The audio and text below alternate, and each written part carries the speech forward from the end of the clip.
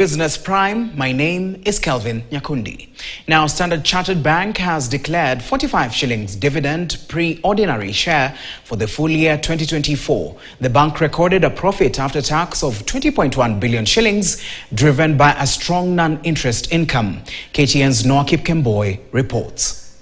In 2024, Standard Chartered recorded a profit before tax of 28.2 billion shillings, marking a 43% increase that was driven by growth in income.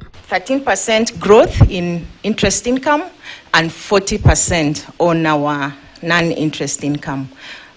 Really driven by increases in volumes in terms of interest income, as well as improved margins across the year. Shareholders have earned big, with 17 billion shillings being directed towards dividends on ordinary shares. We'll be recommending the shareholders at the forthcoming annual general meeting sometime in May to pay a final dividend of 37 shillings for the year.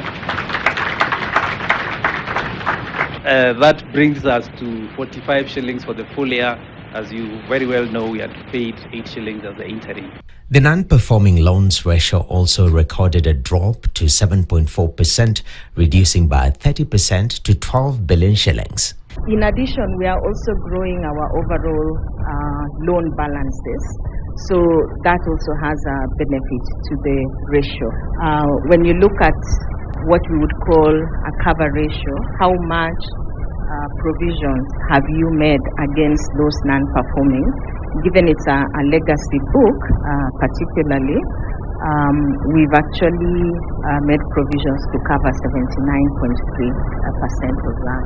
The bank's outlook noted that in 2025, they are seeing a normalizing environment, even though there is unpredictability with policies enacted by the Trump administration. Yesterday, German Parliament voted to increase their defense spending for the first time, I don't know, since the Second World War.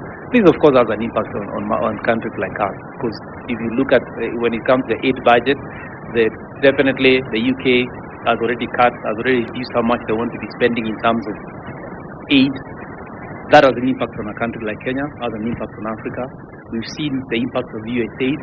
We are looking at, through our numbers, what does it mean for the organizations that, especially on the WRB side, their clients who are banking with us or borrowing from us.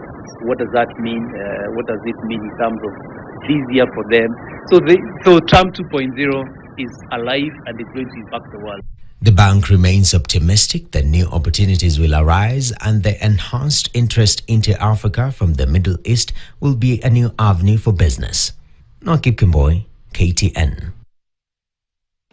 As the global climate crisis escalates,